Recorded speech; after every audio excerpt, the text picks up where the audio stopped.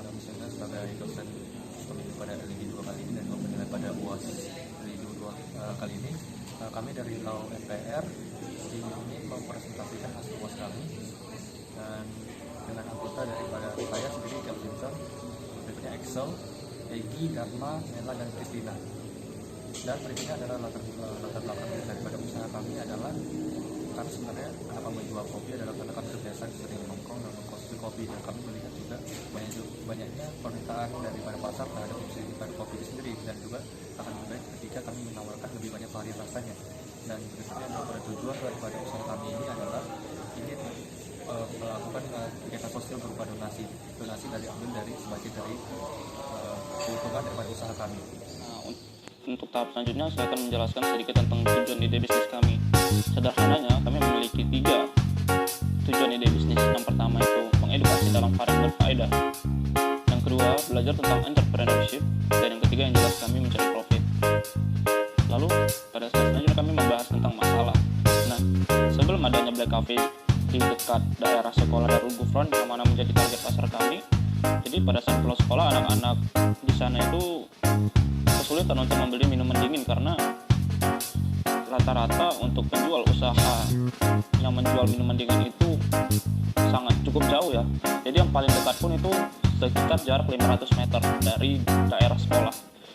Maka ketika kami Black Cafe buka di daerah Darul Gufron itu, jadi lebih tepatnya toko kami itu ada berada di depan sekolah. Jadi anak-anak sekolah yang di sana itu cukup mudah untuk mendapatkan minuman dingin karena ya tempat kami berjualan itu cukup dekat dari sekolah, dan ditambah lagi dengan harga yang kami tawarkan itu lebih murah daripada penjual minuman dingin yang lain yang ada di sekitar sekolah itu.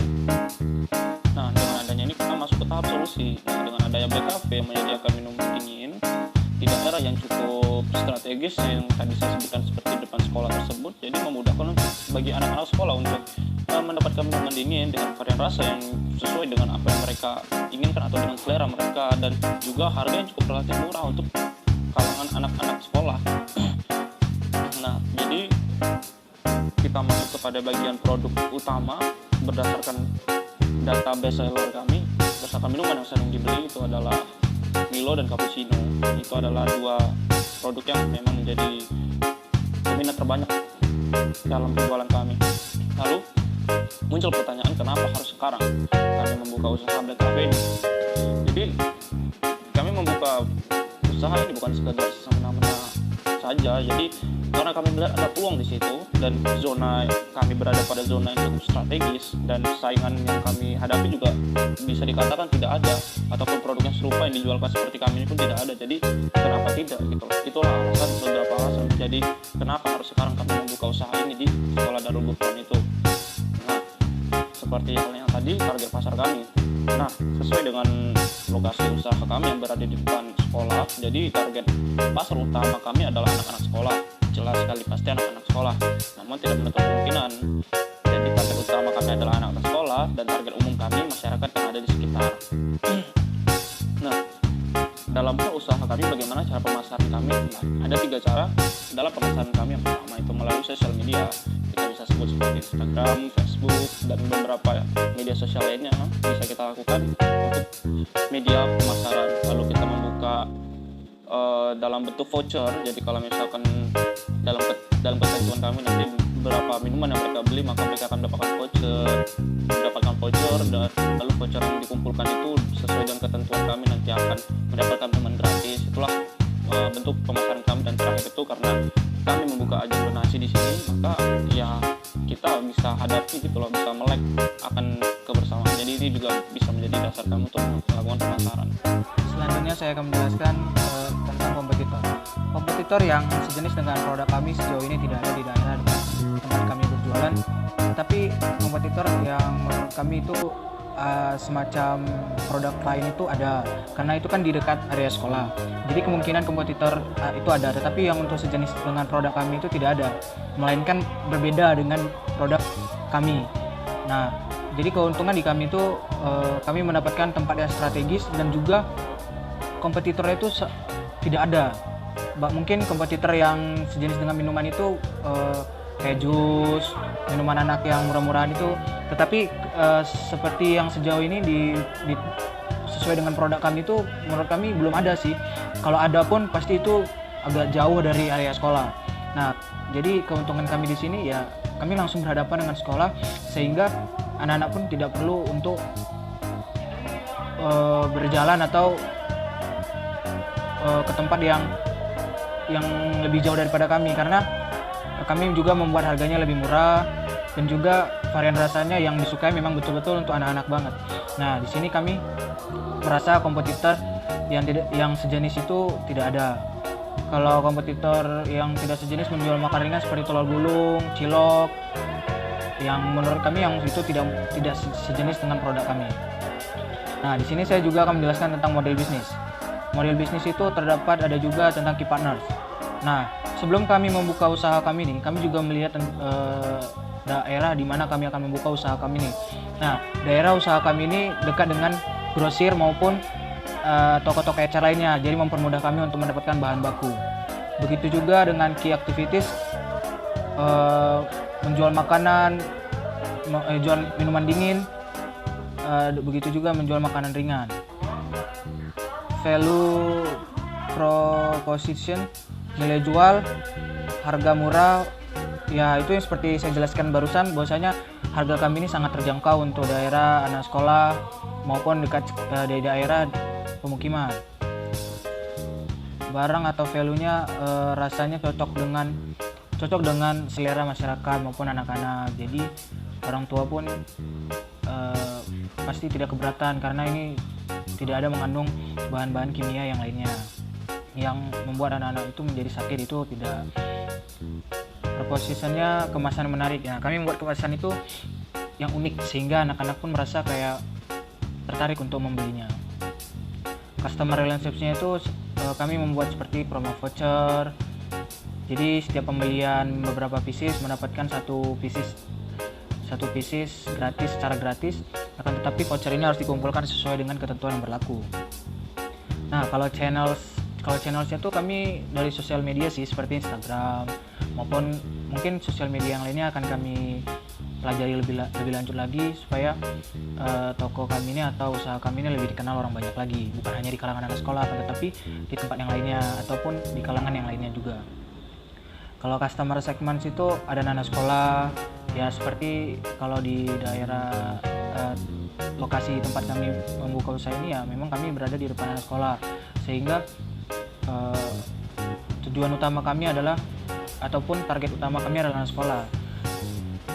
Lalu ada masyarakat. Nah, masyarakat ya sesuai depan anak sekolah begitu. Di depan anak sekolah pun kami juga itu di dekat daerah pemukiman. Nah, jadi kemungkinan untuk yang lainnya, untuk masyarakat yang lainnya itu membeli itu agak lebih besar karena itu di dekat daerah pemukiman. Jadi mudah dijangkau masyarakat juga maupun anak sekolah juga. Begitu juga di pasar. Nah, kami juga berjualan di dekat pasar karena mungkin sekitar 500 meter lah ataupun beberapa ratus meter kurang lebihnya di dekat pasar kami berjualan, sehingga itu pun pasti orang juga lebih tahu, lebih cepat mengetahui ataupun lebih mudah untuk menjangkau di toko kami.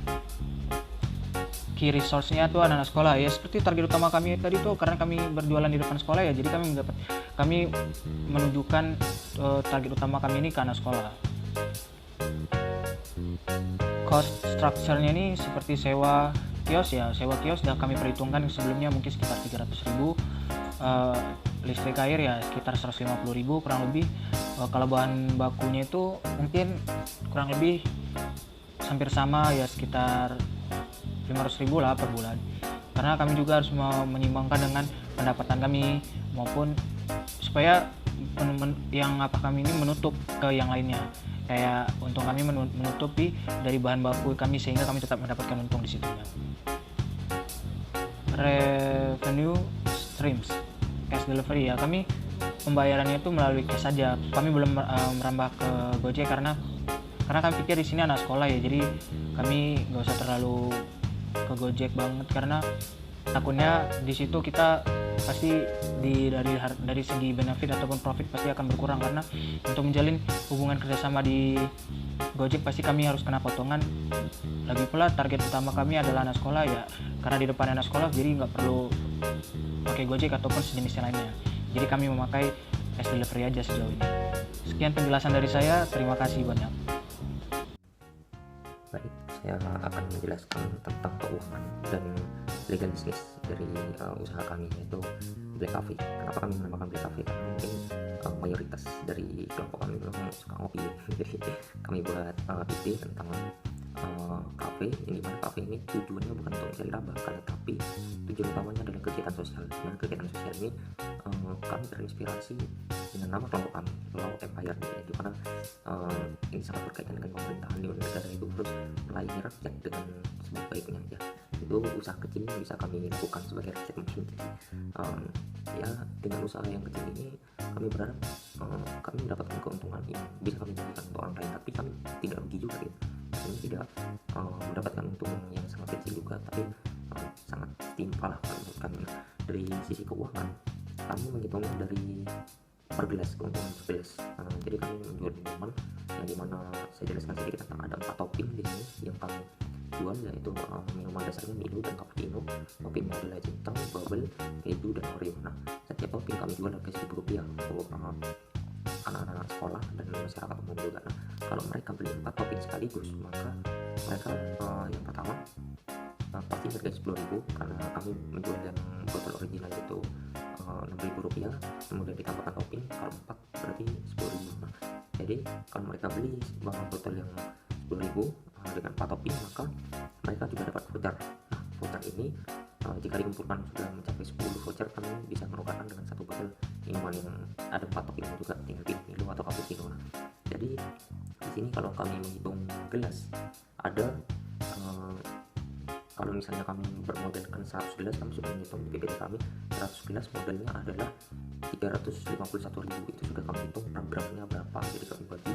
Nah, kalau misalnya kami menjual 100 gelas yang diasumsikan bahwa semuanya beli 4 topping, 4 toppingnya itu dibeli misalnya, maka kami akan dapat untung 1 juta. Nah, kalau kita selisihkan cukup banyak juga ya, 649.000.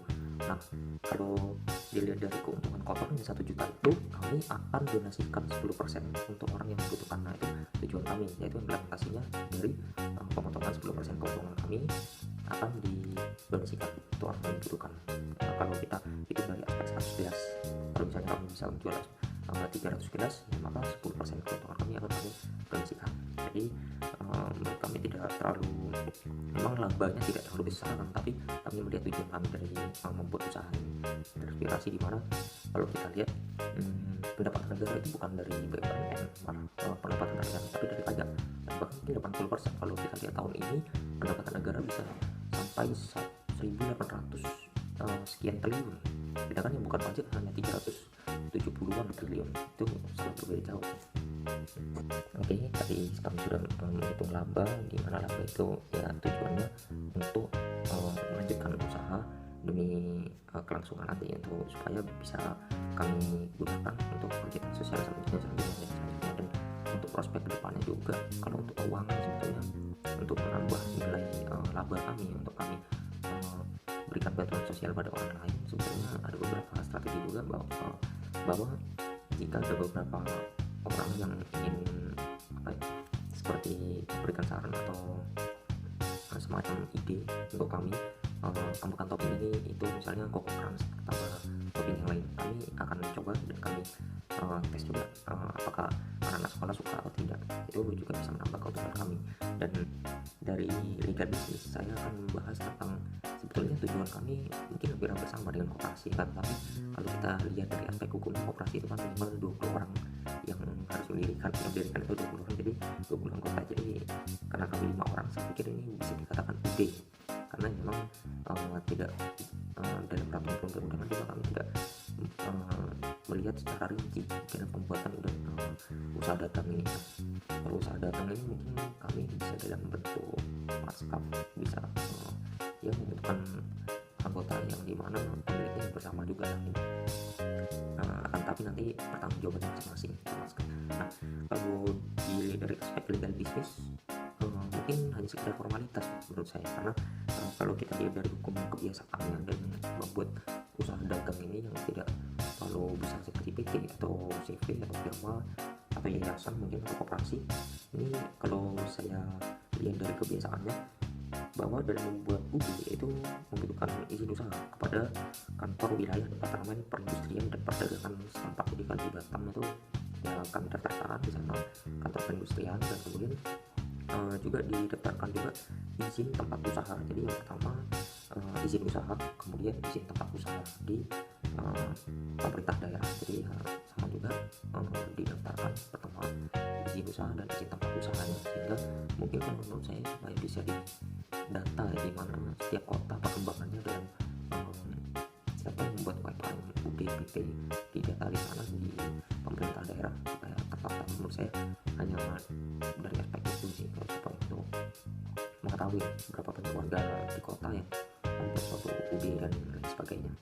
Jadi kalau dari legal business mungkin saya tidak bisa menjelaskan terlalu banyak, karena memang kembali lagi anggota kami ada 5 orang, dan mungkin kalau kita samakan dengan koperasi bisa tujuan kami dengan koperasi, karena untuk kesejahteraan anggota juga, terutama untuk kesejahteraan sosial juga. Tapi karena dari aspek hukum itu maksimal 20 orang koperasi, jadi kami bisa putuskan ini sebagai UB usaha dagang milik kami bersama. Terima kasih atas sudah mendengarkan video ini.